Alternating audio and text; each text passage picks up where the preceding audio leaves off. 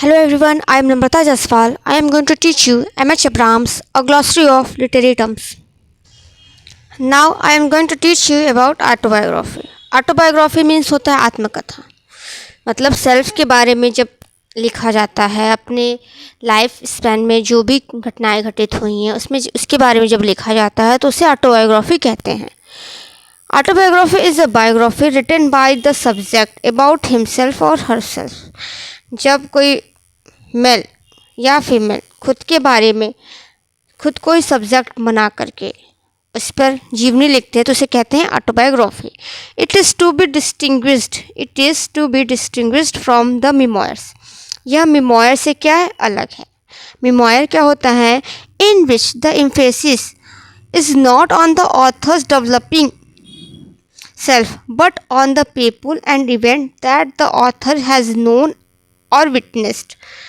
and all देखिए, memoir जो होता है उसमें जो एम्फेसिस दबाव रहता है या उसमें जो ज़्यादा बात की जाती है ऑथर कैसे डेवलप्ड हो रहा है, ऑथर करेक्टर, इसके बारे में नहीं बात होता, बल्कि वो जिन लोगों से या फिर जिन इवेंट्स से होकर गुजरता है उसके बारे में जानकारी दी जाती है और वो जो भी विटनेस्ड होता है उसको क्या करता है, लिखता है. तो वो हमारा मेमोयर्स होता है. यादें, मेमोयर्स मतलब यादगार, जो भी यादगार चीज़ें घटित होती हैं उसको वो जब लिखता है, जिसमें उसका जो कैरेक्टर रहता है वो क्या होता है, बैकवर्ड होकर जो सामने वाला कैरेक्टर है या फिर सामने वाला इवेंट है उसको वो आगे रख करके उसको लिखता है. And also from the private diary और जर्नल्स. और यह सेपरेट करता है किससे, डायरी से या जनरल से. डायरी क्या होता है, which is a day to day record of events of one life. हम जो डे टू डे प्रतिदिन का जो इवेंट घटित हो रहा है उसको अगर लिख रहे हैं तो उसे हम डायरी करते हैं. Written for personal use and satisfaction. जो डायरी लिखी जाती है हमारे पर्सनल यूज़ के लिए और हमें सेटिस्फैक्शन के लिए, हमारे आनंद के लिए, हमें संतुष्टि मिले उसके लिए डायरी लिखी जाती है. विथ लिटिल और नो थॉट्स ऑफ पब्लिकेशन. और इसको पब्लिकेशन करवाने का विचार लगभग न के बराबर या थोड़ा सा ही रहता है कि डायरी को पब्लिश होना ज़रूरी नहीं है. उसका विचार जो लिखता है उसको माइंड में नहीं रखते हुए लिखता है. Examples of the letter types of the 17th century diary of Samuel Pepys and John Evelyn. जो लेटर्स लिखे हैं, किसने डायरीज लिखे हैं, वो किसने लिखे, 17th सेंचुरी में. किसमें, 17th सेंचुरी में Samuel Pepys and John Evelyn ने लिखे हैं. The 18th century journals of James Boswell. अब देखिए जनरल्स क्या होते हैं. जनरल्स जो होते हैं वो डायरी से अलग होते हैं. डायरी जो होता है वो डेली रिकॉर्डिंग, क्रोनोलॉजिकल इवेंट्स और पर्सनल इमोशंस को दिखाते हैं. लेकिन जो जनरल्स होते हैं वो एक ब्रॉडर सेंस में होते हैं. जनरल क्या होते हैं, ब्रॉडर सेंस में होते हैं और इसके साथ साथ ही ये ब्रॉडर रखते हैं. इसमें इंट्रोस्पेक्टिव स्पेस, हमारा आइडियाज़, हमारे गोल्स, हमारे डीपर थॉट्स को दिखाया जाता है. जैसे कि डायरी जो हो गया वो क्या हैपनिंग हो रहा है, ठीक है, उसमें हो रहा है कि कब हैपन हो रहा है कोई भी चीज़ ना. लेकिन जो जनरल होता है वो वाई को दिखाता है कि ऐसा क्यों घटित हुआ, किस स्टेट ऑफ माइंड के कारण, किस डीपर रिफ्लेक्शन के कारण, किस आइडियाज़ के कारण ये घटित हुआ. तो यह जनरल्स में आते हैं. जनरल जो होता है वो इंस्पायरेशनल होता है, ठीक है, और ये एक्सप्लोरिंग नेचर का होता है. जनरल क्या होता है, एक्सप्लोरिंग नेचर का होता है, जिसमें क्या होता है, कोई भी स्ट्रक्चर्ड रहता है. डेली अगर हम लिख रहे हैं कोई भी डायरी तो डेली बेसिस पे जो भी हो रहा है उसको डायरी लिखा जाए. लेकिन जो जनरल्स हो रहा है वो हमारा जो मेंटल इमोशनल जो चीज़ें क्या हो रही हैं, इम्प्रूव हो रही है, उसको देख कर लिखा जाता है जनरल्स. तो यहाँ कह रहे हैं journals of James Boswell. Journals of James Boswell आए एंड फैनी बर्न ने आया था एंड डोरोथी वर्ड्सवर्थ ने जनरल्स लिखा है. डायरी नहीं लिखा है, ध्यान दीजिएगा. James Boswell, Fanny Burney and Dorothy Wordsworth, इनके नाम जनरल्स के साथ जुड़ते हैं जो उनके खुद के डेवलपमेंट ऑफ माइंड्स को दिखाते हैं. डे टू डे एक्टिविटी जो डायरी में दिखाई जाती है उसको नहीं.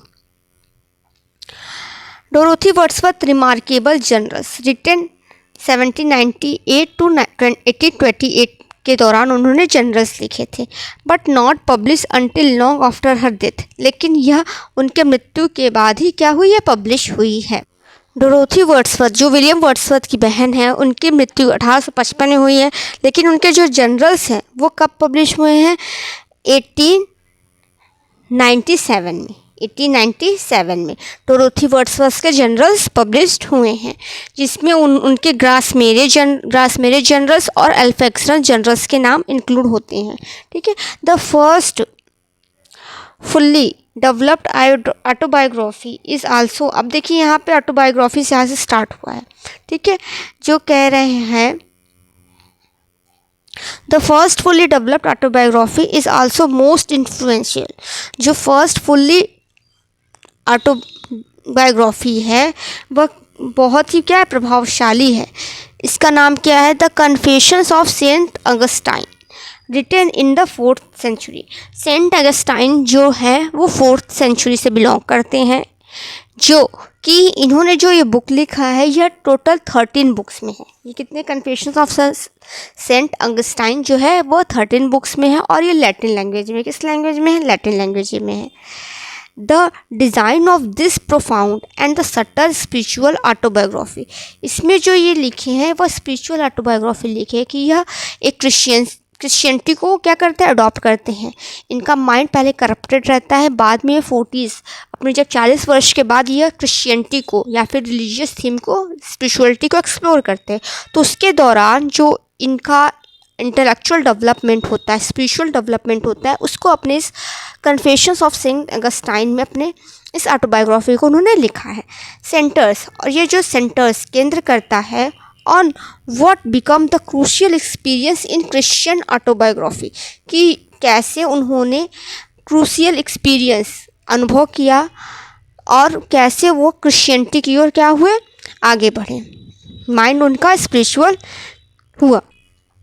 द ऑथर्स एंग्विस्ड मेंटल क्राइसिस, जो ऑथर्स थे मतलब सेंट अगस्टाइन जो है यह क्या है, मेंटल क्राइसिस, मानसिक क्या थे, तनाव में थे।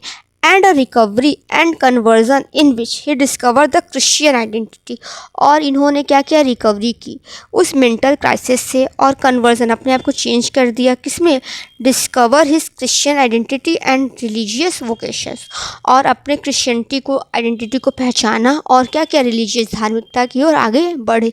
तो ये ध्यान दीजिएगा, ये कन्फेशन ऑफ सेंट अगस्टाइन बहुत ही फेमस ऑटोबायोग्राफी है। इसे फर्स्ट क्या कहा जाता है, फर्स्ट फुल्ली डेवलप्ड ऑटोबायोग्राफी कहा जाता है।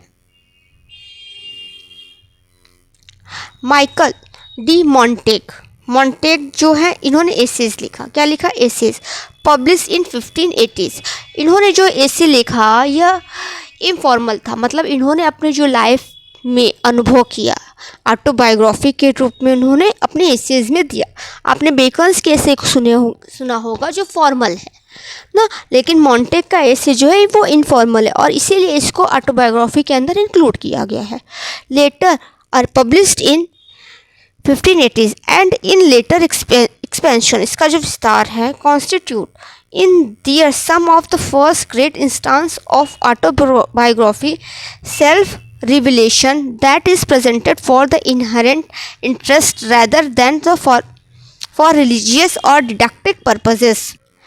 जो मॉन्टेग का एसेज है वो क्या ऑटोबायोग्राफिकल है, और ये इस तरह से ऑटोबायोग्राफिकल लिखा गया है, यह रिलीजियस न होकर क्या है, डिडक्टिक पर्पस है। और कैसे यह एक अच्छा एग्जाम्पल है जिसमें ऑटोबायोग्राफी में इन्होंने क्या किया है, खुद का इंटरेस्ट रखा है, और कैसे यह डिडक्टिक पर्पस को पूरा करता है। जो सेंट अगस्टाइन का था कन्फेशंस, वो तो क्या रिलीजियस ऑटोबायोग्राफी था, लेकिन इनका जो है मॉन्टेग का क्या है, यह इनका डिडक्टिक पर्पसेस को फुल करता हुआ एसेज इन्होंने लिखा, जो ऑटोबायोग्राफिकल नोट में लिखा गया है।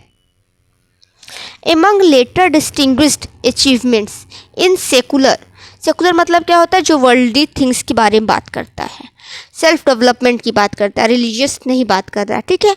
अगर हम बात करते हैं among later distinguished achievement in secular autobiography, अगर जो बाद में इसकी सेकुलर ऑटोबायोग्राफी आई उसमें जो फेमस है रूसो का कन्फेशन, किसका, रूसो का कन्फेशन, जो 1764 और 70 में लिखा गया है।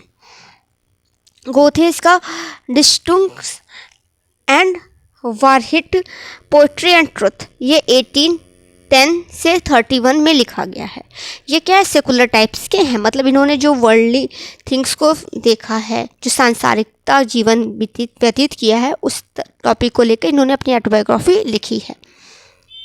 The autobiographies of Benjamin Franklin, Henry Adams, Sean O'Casey, Lillian Hellman, and Gertrude Stein, published in 1913 under title The Autobiography of Alice B.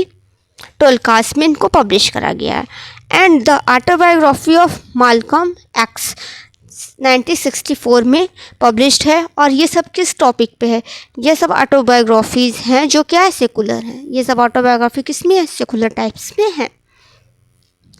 Many spiritual histories of self, कह रहे हैं many spiritual histories of self however become like John Bunyan's Grace Abounding to the Chief of Sinners 1666। ये जो grace अबाउंडिंग है, ये क्या है, spiritual histories को लेकर के, किस प्रकार से आध्यात्मिक वृद्धि हो रही है जॉन बनियान की, उसको लेकर के इन्होंने क्या लिखा है, ऑटोबायोग्राफी लिखा है। Followed Augustine example of religious self revelation, और इन्होंने किसको, जॉन बनियान ने रिलीजियस रिवेलेशन किसके, अगस्टाइन के फॉलो किए हैं। Centring on the crisis and conversion, और वो जिस तरह से मेंटल क्राइसिस में से उलझ रहे थे, कौन, अगस्टाइन, उसी मेंटल क्राइसिस और उसी कन्वर्जन के थीम को लेकर के जॉन बनियान ने Grace Abounding to the Chief of Sinners को 66 में पब्लिश कराया है। An important of short of this type, इसका जो इम्पॉर्टेंट है, are secular autobiographies that represent a spiritual crisis which is resolve by the author's discovery of identity and vocation, not at a Christian but as a poet and और artist. जो इसका of short है, मतलब इसका जो opposite है, secular autobiography का opposite है सेकुलर में स्पिरिचुअल क्राइसिस को रिप्रेजेंट करा जाता है, जो कि ऑथर की आइडेंटिटी, वोकेशंस और उसकी क्रिश्चियनिटी को फॉलो करने पर वो जो उसकी क्राइसिस रहती है वो फिनिश हो जाती है। लेकिन इसका जो अपोजिट है वो क्या है, सेकुलर है। इसका अपोजिट क्या है, सेकुलर है, जो एक पोएट और एक आर्टिस्ट फॉलो करता है। एग्जाम्पल्स ऑफ वर्ड्सवर्थ ऑटोबायोग्राफी, जैसे वर्ड्सवर्थ ने ऑटोबायोग्राफी लिखी है वर्स में, या वर्स मतलब पोइट्री में लिखी गई है। द प्रिल्यूड, प्रिल्यूड क्या है, एक सेकुलर ऑटोबायोग्राफी है जो कि पोएट ने लिखा है, और यह एक वर्स फॉर्म में है। ये किस फॉर्म में, वर्स फॉर्म में है, जिसको कंप्लीट किया था इन्होंने 1805 में, और इसको पब्लिश्ड एंड रिवाइज्ड किया था 1850 में। Are partly autobiographical work of prose fiction. अब प्रोज फिक्शन की बात आ रही है, अभी पोइट्री की बात आ रही थी, अब किसकी बात आ रही है, प्रोज फिक्शन में किसने लिखा है, मार्कल प्राउस्ट ने। और la recherche du temps perdu 1913 to 27। James Joyce ने लिखा है Portrait of a Artist as a young Man. यह प्रोज फिक्शन में लिखा गया, किस में लिखा गया, प्रोज में, फिक्शन में लिखा गया। अब फिक्शन का मतलब क्या होता है, काल्पनिक कहानी जिसको हम बना के लिखते हैं। तो यहाँ पे फिक्शन को क्या एक इन्होंने ऑटोबायोग्राफी के रूप में लिखा है, जो कि एक ब्लर कर रहा है इमेज की यह वास्तव में इनकी जेम्स जॉयस का जो portrait of artist as a young man है, इस पर हम ट्रस्ट कर सकते हैं कि ये पूरी तरह से फिक्शन है कि ऑटोबायोग्राफी है। And Ralph Ellison's Invisible Man 1965। अब देखिए कह रहा है, in a development associated with post modernism, जिस तरह से पोस्ट मॉडर्निज्म क्या हुआ, डेवलप हुआ है, the distinction between autobiography and fiction has become more and more blurred.